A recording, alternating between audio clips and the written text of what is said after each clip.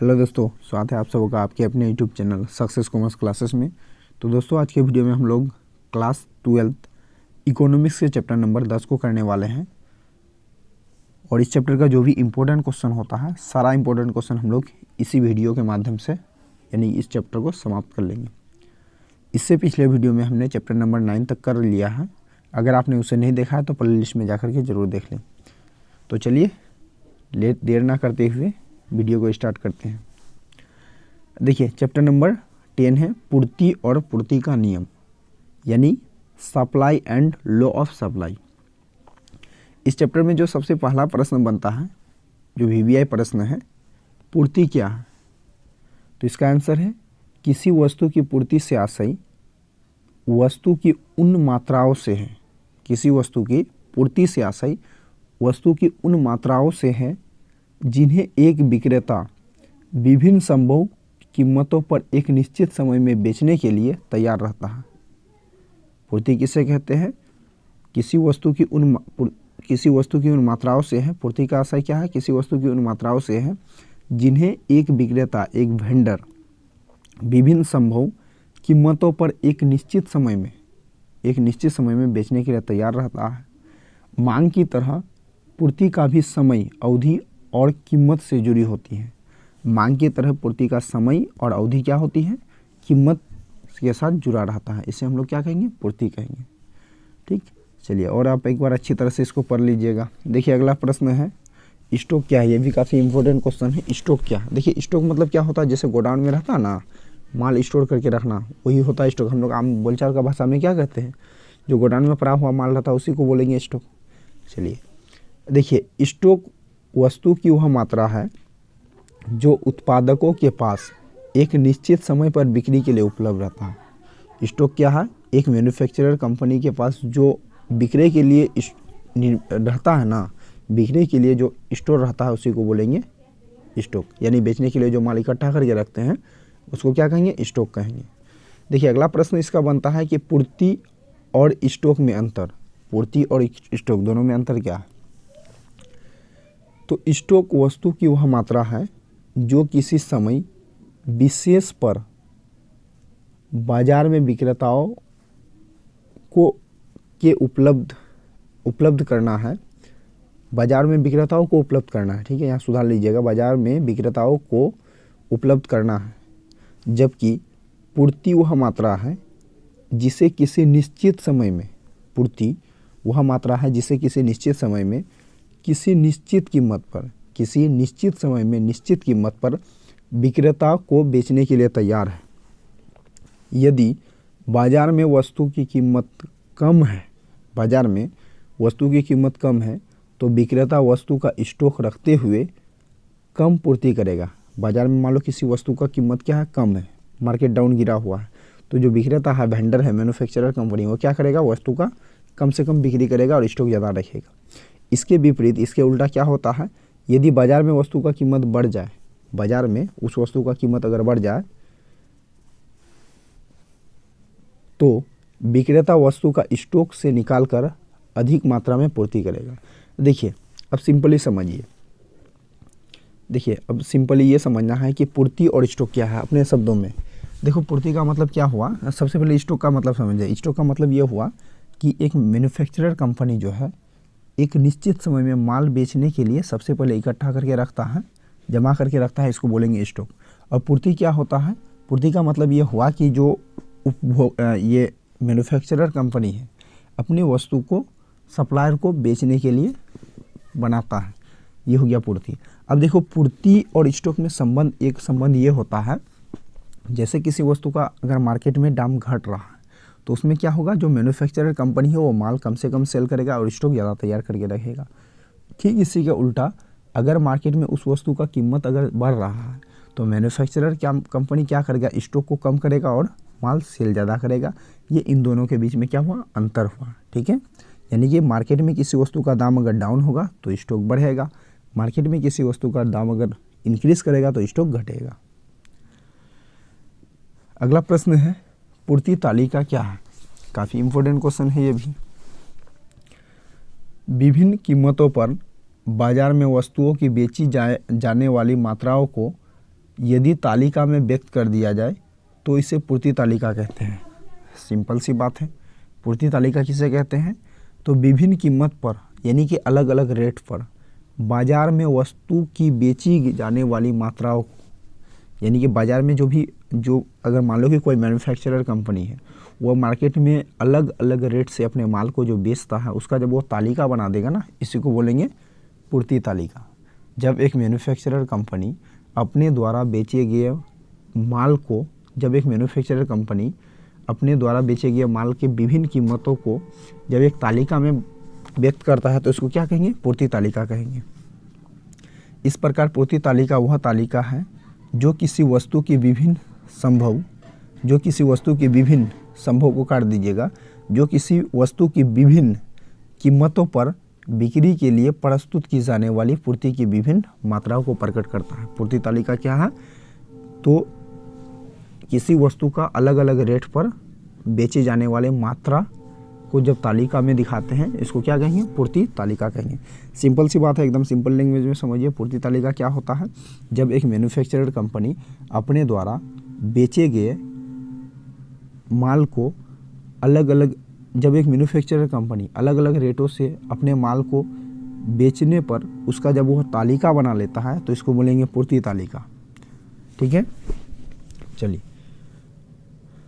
अगला प्रश्न है कि पूर्ति तालिका के प्रकार बताएं। देखिए, पूर्ति तालिका का दो प्रकार होता है, एक व्यक्तिगत पूर्ति तालिका और दूसरा बाजार पूर्ति तालिका।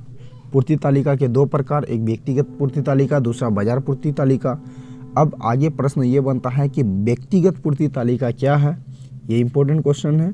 व्यक्तिगत पूर्ति तालिका क्या है?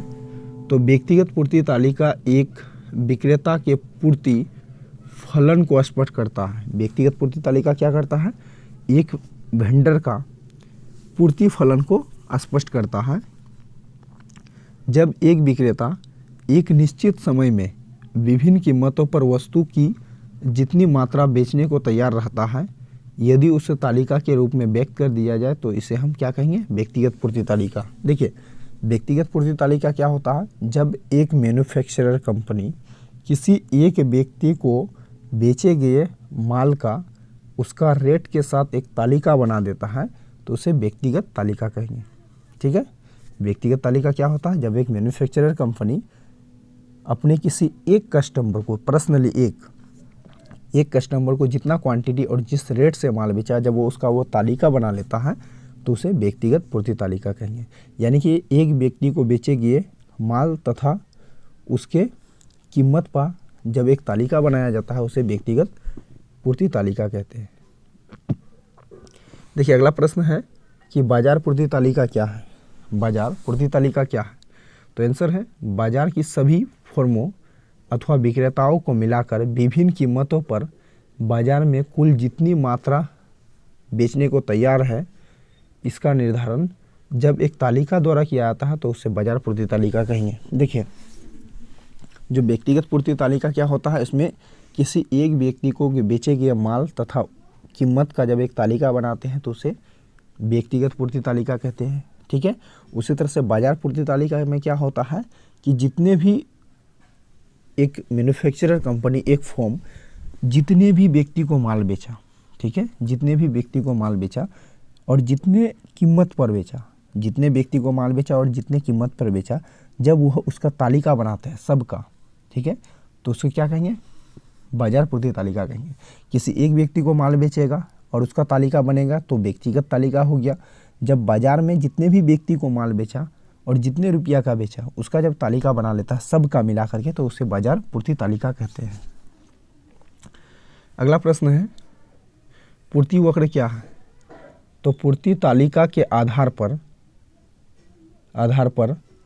पूर्ति वक्र प्राप्त होता है। पूर्ति तालिका के आधार पर, जैसे पूर्ति तालिका के आधार पर पूर्ति तालिका दो प्रकार, व्यक्तिगत पूर्ति तालिका और बाजार पूर्ति तालिका। तो व्यक्तिगत पूर्ति तालिका और बाजार पूर्ति तालिका के आधार पर प्राप्त किए गए वक्र को, व्यक्तिगत पूर्ति तालिका और बाजार पूर्ति तालिका के आधार पर प्राप्त किए गए वक्र को क्या कहेंगे? पूर्ति वक्र कहेंगे।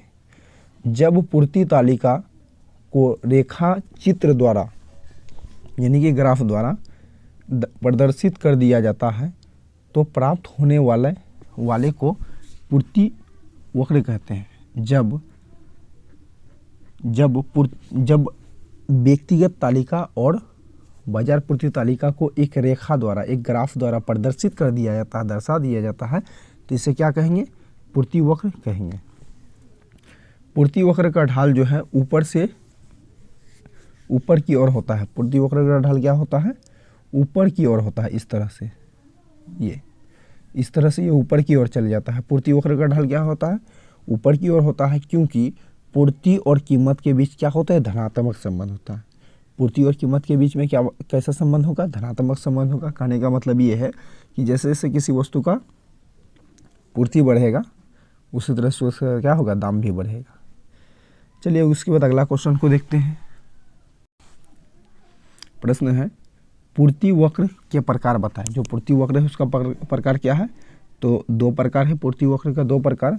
एक व्यक्तिगत पूर्ति वक्र और दूसरा बाजार पूर्ति वक्र। पूर्ति वक्र का कितने प्रकार? दो प्रकार, व्यक्तिगत पूर्ति वक्र और बाजार पूर्ति वक्र। आइए आगे समझते हैं। नेक्स्ट क्वेश्चन, पूर्ति फलन क्या है? ये भी इंपॉर्टेंट क्वेश्चन है कि पूर्ति फलन क्या है। आंसर है,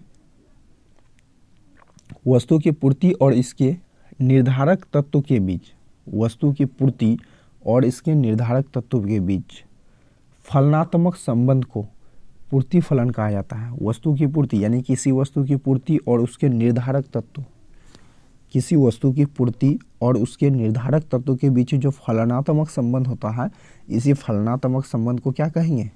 पूर्ति फलन कहेंगे।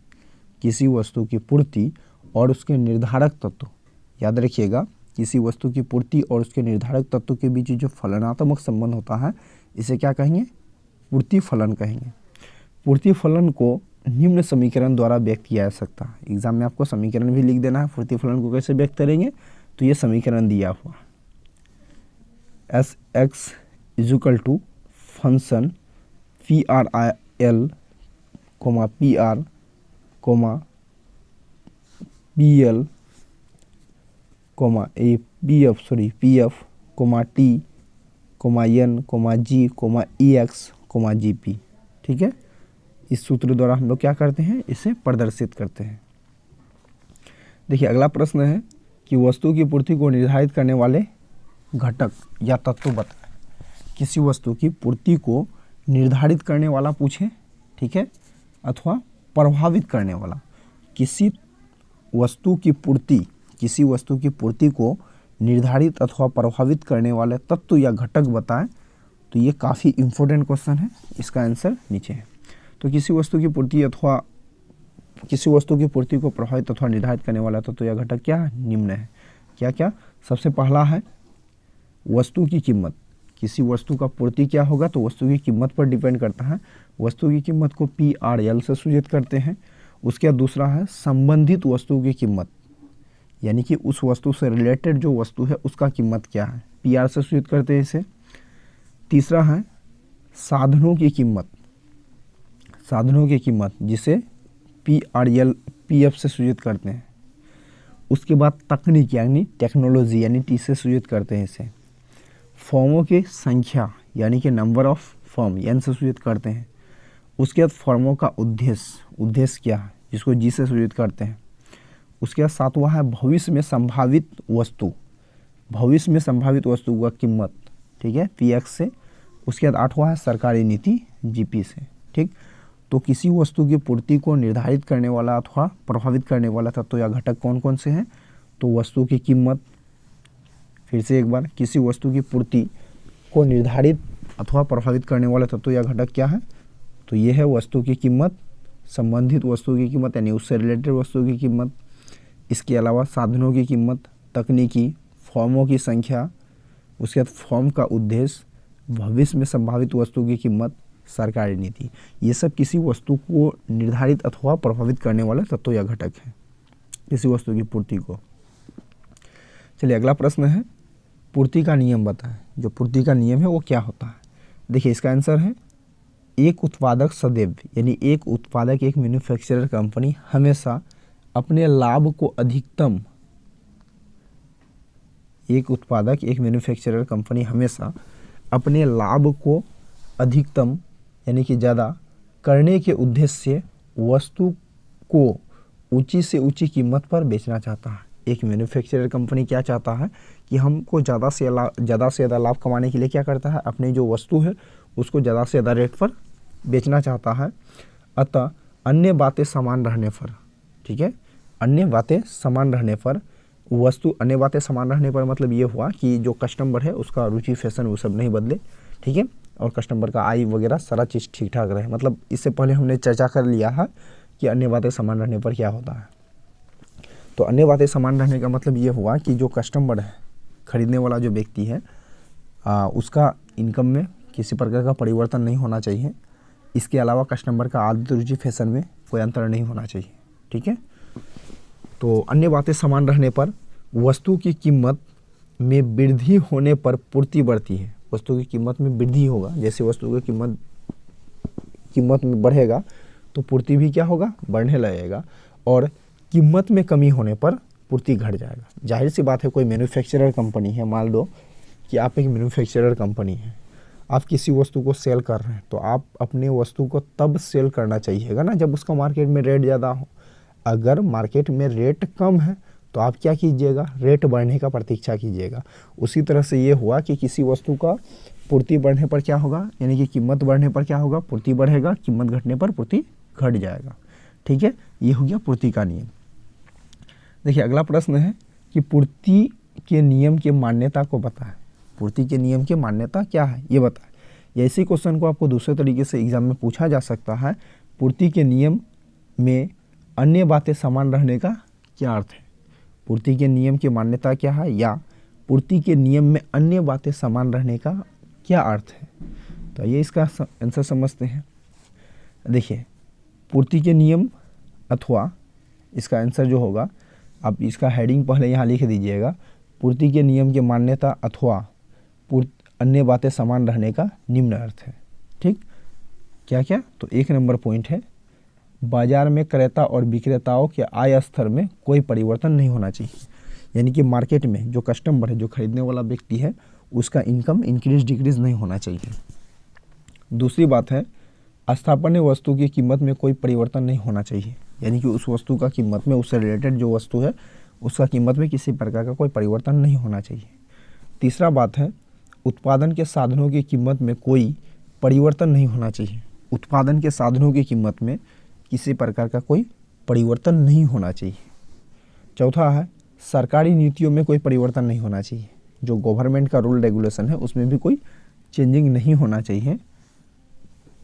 पांचवा है, क्रेता और विक्रेता की रुचि, यानी खरीदने वाला व्यक्ति और बेचने वाला व्यक्ति का रुचि, यानी इंटरेस्ट, फैशन इत्यादि में परिवर्तन बिल्कुल भी नहीं होना चाहिए। छठा है, उत्पत्ति के साधनों में कोई परिवर्तन नहीं होना चाहिए। तो ये सब पूर्ति का नियम है, या फिर अन्य बातें समान रहने का ये नियम है। चलिए उसके बाद अगला प्रश्न को हम लोग देखते हैं। देखिए अगला प्रश्न है, पूर्ति नियम के अपवाद बताएं। जो पूर्ति नियम है, पूर्ति का जो नियम है उसका अपवाद क्या है, ये भी इम्पोर्टेंट क्वेश्चन है। तो इसका आंसर है, कुछ दशाओं में पूर्ति का नियम लागू नहीं होता है। देखिए पूर्ति का नियम तो हमेशा लागू होगा, लेकिन कुछ स्पेशल कंडीशन होता है जहाँ पूर्ति का नियम लागू नहीं होता है। वो स्पेशल कंडीशन में क्या होगा, तो ऐसी दशाओं में पूर्ति के नियम का अपवाद कहते हैं। देखिए कुछ दशा ऐसे होते हैं जिसमें पूर्ति का नियम लागू नहीं होता है, इसे क्या कहेंगे, पूर्ति के नियम का अपवाद कहेंगे, ठीक। पूर्ति के नियम के अपवाद में प्रमुख बात क्या क्या है, पूर्ति का नियम का अपवाद क्या क्या है। तो पूर्ति का नियम का अपवाद यानी कि पूर्ति का नियम कब कब लागू नहीं होगा। पहला, जब कृषि वस्तु पर यदि नियम अनिवार्य रूप से लागू नहीं होना चाहिए। कृषि वस्तु पर, खेती बाड़ी से जो वस्तु होता है उस पर कोई अनिवार्य नियम लागू नहीं होना चाहिए, ठीक है। दूसरा, नाशवान वस्तुओं पर यह नियम लागू नहीं होता। देखिए पूर्ति का नियम नाशवान, जो खराब हो जाने वाला सामान है उस पर पूर्ति का नियम लागू नहीं होता। ऐसा नियम थोड़े है, पूर्ति का नियम वहाँ लागू नहीं होगा, ठीक। तीसरा है, सामाजिक प्रतिष्ठा वाली वस्तुओं पर भी यह नियम लागू नहीं होता। तो आपसे एग्जाम में पूछा जा सकता है कि पूर्ति का नियम का अपवाद बताएं। तो पूर्ति का नियम का अपवाद क्या है कृषि वस्तुओं पर यह नियम लागू नहीं होता है। इसके अलावा जो नाशवान प्रकृति का सामान है उस पर यह नियम लागू नहीं होता है। इसके अलावा सामाजिक प्रतिष्ठा वाला जो सामान होता है उसमें यह नियम लागू नहीं होता है। ठीक है, चलिए अगला प्रश्न को देखते हैं। अगला प्रश्न है पूर्ति का विस्तार क्या है? पूर्ति का विस्तार क्या है? तो आंसर है अन्य बातें समान रहने पर। अभी हमने पढ़ा अन्य बातें समान रहने का मतलब क्या हुआ, जो कस्टमर है उसका आदत रुचि फैशन में अंतर नहीं होना चाहिए, आय में अंतर नहीं होना चाहिए। ठीक है, चलिए अन्य बातें समान रहने पर जब किसी वस्तु की कीमत बढ़ने के कारण उसकी पूर्ति अधिक हो जाती है तो इस बढ़ी हुई पूर्ति का विस्तार कहा जाता है। देखिए अन्य बातें पूर्ति का विस्तार किसे कहते हैं? तो अन्य बातें समान रहने पर किसी वस्तु का कीमत अगर बढ़ रहा है तो उसका पूर्ति भी बढ़ेगा, इसे कहेंगे पूर्ति का विस्तार। ठीक है, अन्य बातें समान रहने पर किसी वस्तु का कीमत अगर बढ़ता है तो उसका पूर्ति भी बढ़ जाता है, इसे क्या कहेंगे? पूर्ति का विस्तार। यानी पूर्ति का विस्तार मतलब ये हुआ कि मार्केट में एक मैन्युफैक्चरर कंपनी मार्केट में अपना पूर्ति जब बढ़ा रहा है तो इसे पूर्ति का विस्तार कहेंगे। और एक मैन्युफैक्चरर कंपनी मार्केट में अपना पूर्ति कब बढ़ाएगा? जब किसी वस्तु का दाम बढ़ेगा। ठीक है, तो अन्य बातें समान रहने पर किसी वस्तु का कीमत में अगर वृद्धि होता है तो पूर्ति भी बढ़ जाएगा, इसे पूर्ति का विस्तार कहेंगे। ठीक, चलिए नेक्स्ट क्वेश्चन है, नेक्स्ट और ये लास्ट क्वेश्चन है इस चैप्टर का। पूर्ति का संकुचन क्या है? पूर्ति का संकुचन क्या है? जस्ट विस्तार का उल्टा। ठीक है, पूर्ति का संकुचन क्या है? तो आंसर है अन्य बातें समान रहने पर जब किसी वस्तु की कीमत कम होने के कारण उसकी पूर्ति कम हो जाती है। अन्य बातें समान रहने पर जब किसी वस्तु की कीमत कम होने के कारण, किसी वस्तु की कीमत कम होने के कारण उसकी पूर्ति कम हो जाती है तो पूर्ति में होने वाली कमी को पूर्ति का संकुचन कहेंगे। ठीक, अब ध्यान से समझिए पूर्ति का संकुचन किसे कहते हैं? जब अन्य बातें समान रहने पर किसी वस्तु का कीमत अगर घट जाता है तो उसका पूर्ति भी घट जाता है, इसे क्या कहेंगे? पूर्ति का संकुचन कहेंगे। ठीक, पूर्ति का विस्तार किसे कहेंगे? तो जस्ट पूर्ति का विस्तार और पूर्ति का संकुचन एक दूसरे का ऑपोजिट है। तो अगर आप दोनों में से किसी एक कॉन्सेप्ट को अगर ठीक से रख देते हैं, दूसरा कॉन्सेप्ट उसका ऑपोजिट बोल दीजिएगा। फिर से एक बार सुनिए, देखिए पूर्ति का विस्तार किसे कहते हैं? तो आंसर लिखेंगे अन्य बातें समान रहने पर किसी वस्तु का कीमत में अगर वृद्धि होता है तो उसका पूर्ति में भी वृद्धि हो जाता है, इसे क्या कहेंगे? पूर्ति का विस्तार कहेंगे। ठीक, उसके बाद पूर्ति का संकुचन किसे कहते हैं? तो अन्य बातें समान रहने पर किसी वस्तु का कीमत अगर घट जाता है तो उसका पूर्ति भी घट जाता है, तो इसे क्या कहेंगे? पूर्ति का संकुचन कहेंगे। ठीक, तो यहीं तक ये चैप्टर समाप्त हो जाता है, चैप्टर नंबर 10। अब उसके बाद हम लोग नेक्स्ट वीडियो में नेक्स्ट चैप्टर के साथ मिलते हैं। यदि आपको वीडियो अच्छा लगे तो लाइक शेयर और कमेंट जरूर कीजिए। चैनल में पहली बार आए तो चैनल को जरूर सब्सक्राइब कर लें, क्योंकि इस चैनल में आपको पूरा सिलेबस, इसके अलावा अकाउंट्स जितने भी सब्जेक्ट होते हैं वो सारा कंप्लीट मिलने वाला है। Thanks for watching.